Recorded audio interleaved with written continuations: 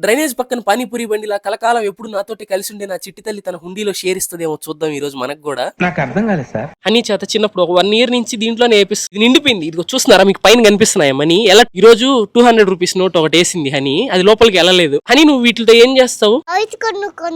ఎన్ని toys కొనుక్కుంటావా? Honey వచ్చేసి వీటితో 18 టాయ్స్ అయితే కొనుక్కుంటుందంట. అసలు దీంట్లో ఎంత మనీ ఉన్నాయి ఏంటి అనేది అయితే మొత్తం చూద్దాం ఇప్పుడు. దీన్ని కొట్టు. పగిలింది. నేను లెక్క పెడతానన్నా, నేను లెక్క పెడతా.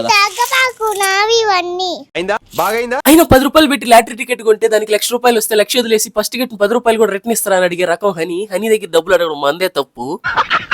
నువ్వే కొనుక్కో, నువ్వే వెళ్ళు, డబ్బులు తీసుకొని నువ్వే బైక్ వేసుకుని వెళ్ళి నువ్వే కొనుక్కో టాయ్స్.